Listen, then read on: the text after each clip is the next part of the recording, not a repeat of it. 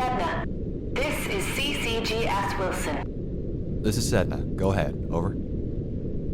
You should be coming up on the stern now, Dr. Lynch. About 200 meters and closing. Thanks, Gene. I'll let you know when it starts to show up on my map. Great. Excited to be back? Yeah, it's been a long winter. Glad to be back in the driving seat. Getting bored with the new toys in your lab at the university? I appreciate all the funding we received after finishing the Henderson job. The attention generated was great for the department. It's just nice to be back out in the field again. Good to hear. How far are you from the stern now? You must be almost ready to disengage autopilot. Just reaching the ocean floor now. Okay. Autopilot is disengaged. You'd better place a marker before we head too far. Interact with the button in front of the map to place one. Marker's been placed. Right. You can head towards the reciprocating engines then. The location is marked on your map, and the mission log has been updated. So, this is a photography mission? Yeah, we've been contracted to photograph a bunch of locations around the stern wreck. We've a couple of side tasks to carry out while we're here too, but I'll let you know as we get to them. I don't think I've seen many photos of the stern. Yeah. There aren't many photographs of the stern as it's not as accessible or photogenic as the bow. It's a bit of a mess. The stern suffered a lot of structural damage as it sank, so most of the interior decks collapsed and the starboard side is missing hull plating. But even through all the destruction, quite a few interesting features survived, so we'll be focusing on capturing these on camera. Historians have learned a lot by studying the differences in damage and deterioration between the bow and stern sections. The photographs we take today will help experts monitor the rate of decay for different areas.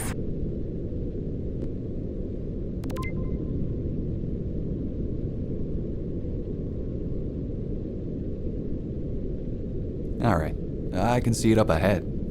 The engines are massive. These two reciprocating engines weigh about 900 tons each and stand just over 9 meters tall.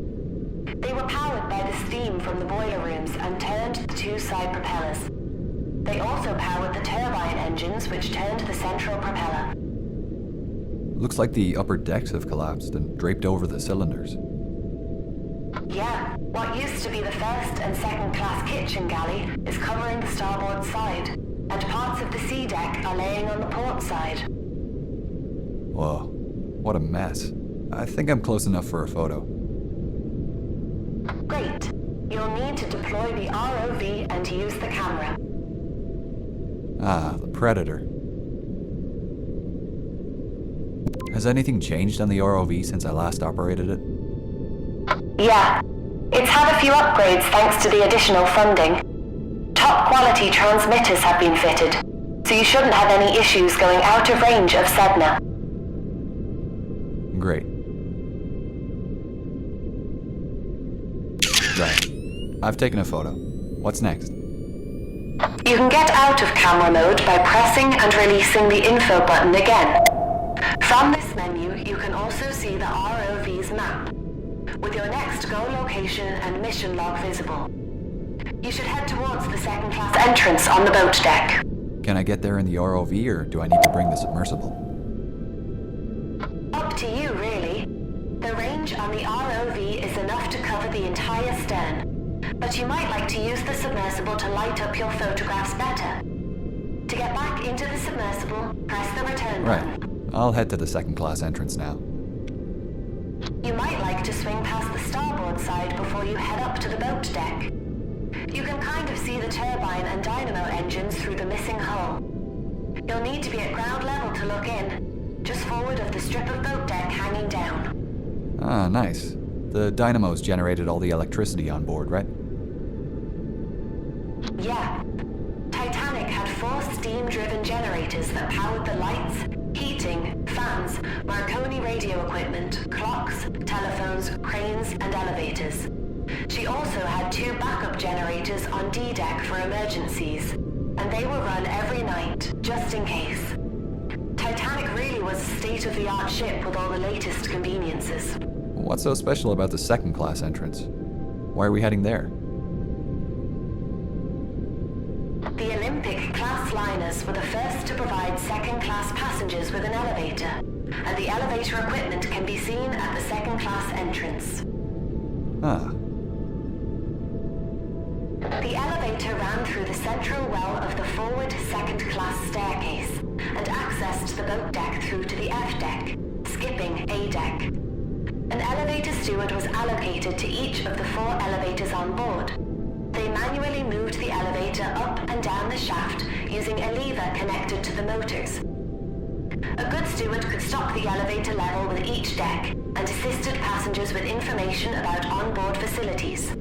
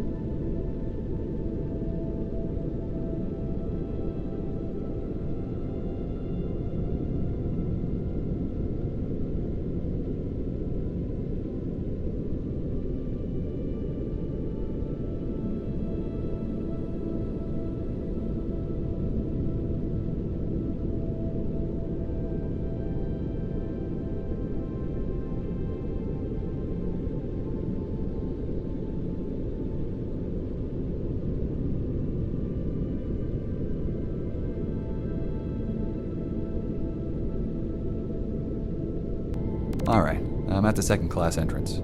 It's not in great shape. The walls of the entrance are propping the equipment up, but it's leaning to port and unstable. Be careful not to get too close when taking the photograph. Right.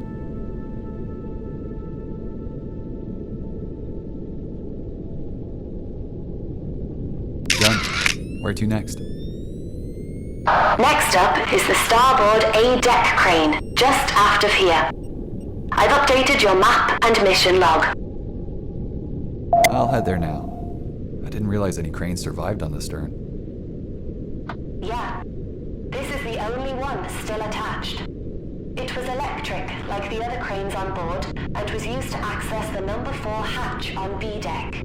The stern holds 4, 5, and 6 were mostly used for storing third-class baggage and refrigerated food supplies.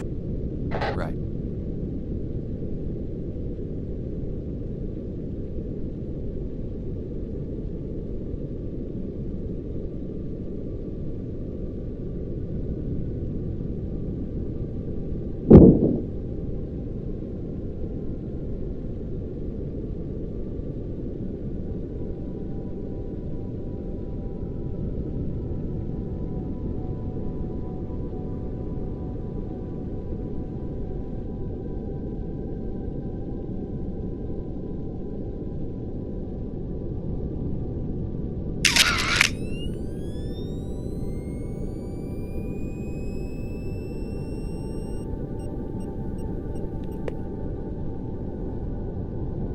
Alright, I'm at the crane. I'll get the camera ready.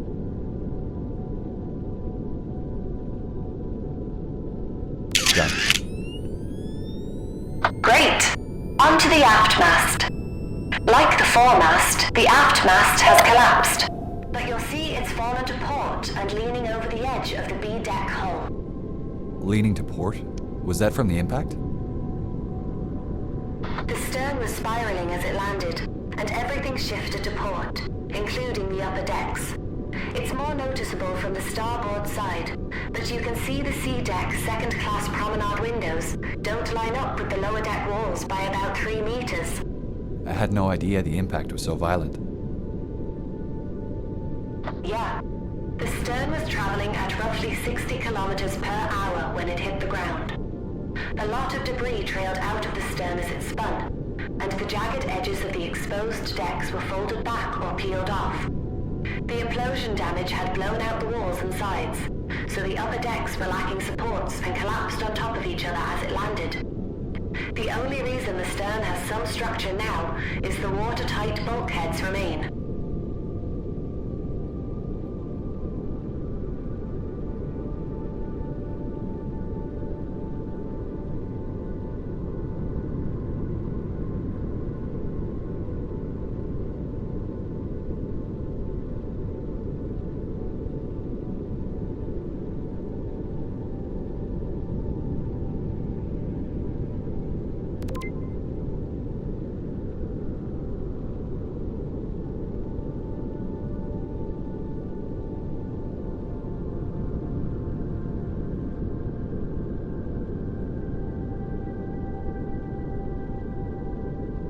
Photograph has been taken. Is it just me, or does this mast look shorter than the foremast? Yeah. This aft mast is slightly shorter than the foremast. Only the bottom section of both masts remains. The top 4.5 meters were teak and have since disintegrated. Okay, what's next? We're heading aft again. Over to the starboard side this time. I'll mark it on your map. What should I be looking for? We're moving towards a piece of decking, sticking up out of the collapsed decks. A loose section of the well deck fell fast enough that it managed to slice through the decks just forward of watertight bulkhead O. Whoa.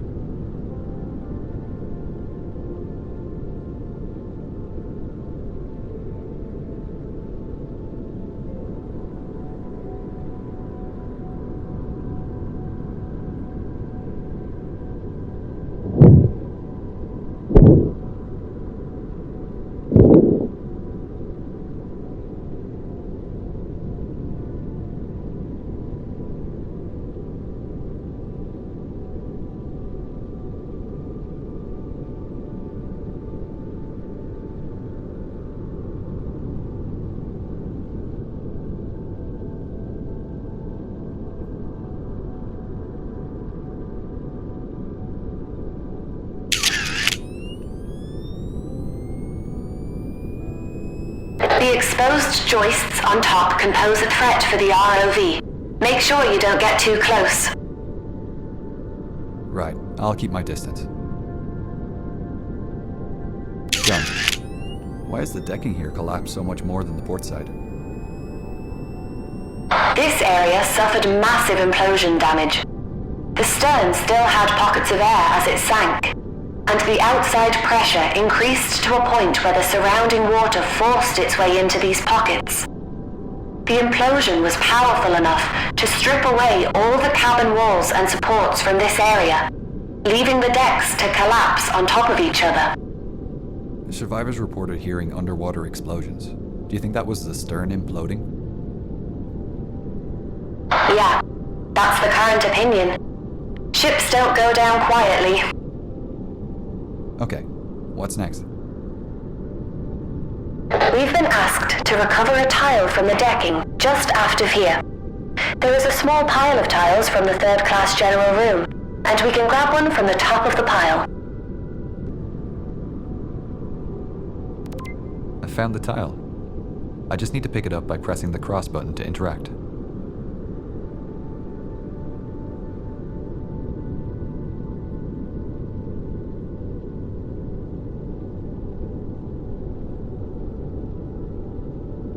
So, this tile was originally from the general room. Was that near here?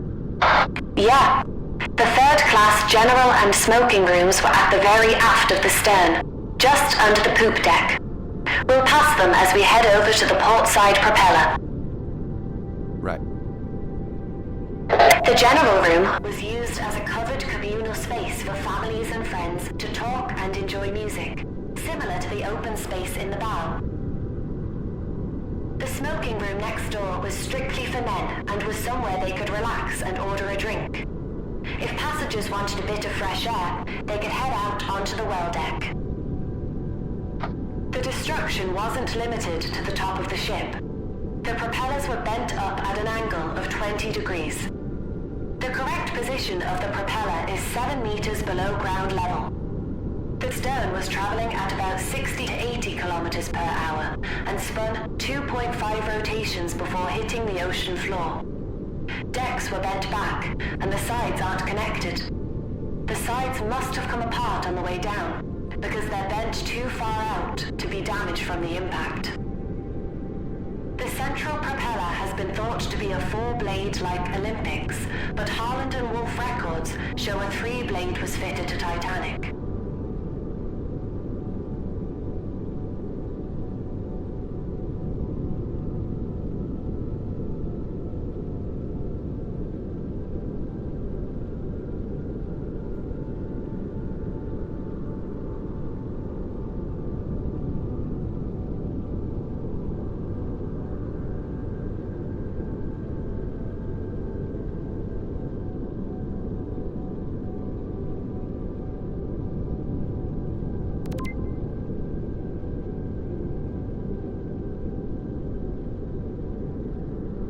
Okay, Dr. Lynch.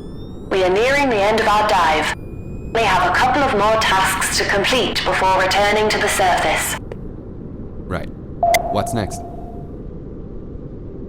We have a special assignment from a company called VR Education, who are currently building a virtual model of the Titanic shipwreck. Whoa, the entire wreck? Yeah. Well, most of it. They wanted to create the model so that new generations of kids and adults will be able to explore the wreck long after it's gone. She's been sitting here on the bottom of the ocean for over a century now, and is expected to disappear by 2030, thanks to hungry bacteria eating at her hull and slowly dissolving her. Yeah, it really is sad. It'll soon be just a memory. But this sounds like a worthwhile project. What's the assignment they've asked for? The developers at VR Education have asked us to place a plaque on the stern next to the one Dr. Ballard placed back in the 80s. The plaque is in your ROV inventory, ready to be placed. Okay. Where's Dr. Ballard's plaque located? Ballard placed the plaque between 2 roller fair leads on the extreme aft starboard side of the stern. I will mark the location on your map. Thanks, Gene. I'm on my way now.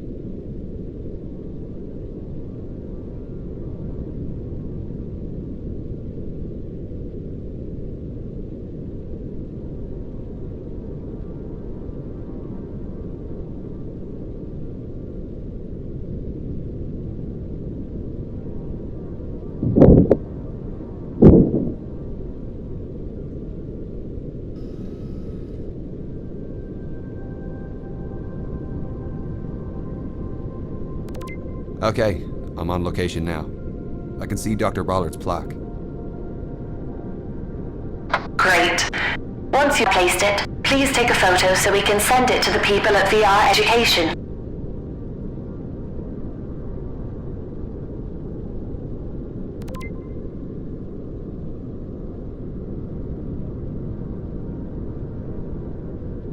Photo taken. The plaque reads, "This plaque is dedicated to the memory of all those who lost their lives on the sinking of RMS Titanic on the 15th of April, 1912. This plaque is located on the ship's final area of refuge before she plunged into the depths of the icy ocean.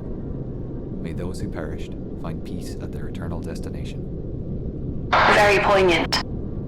It's sad to know that many of the victims on that tragic night spent their last few moments clinging to life in this very spot. It was the last part of Titanic to submerge. Yeah, I can't imagine what it would have been like. This whole trip was a big honor. And I feel like this one's gonna stick with me. Me too. It was a pleasure guiding you on your dives, Dr. Lynch. I hope we can get to do this again someday. Don't mention it. You performed brilliantly. Yeah, I think it's time to call it a day. Let's hope we get some funding to come back here in the future. I'm sure there's a lot more to be discovered. Me too. Just hit the autopilot to return to the ship.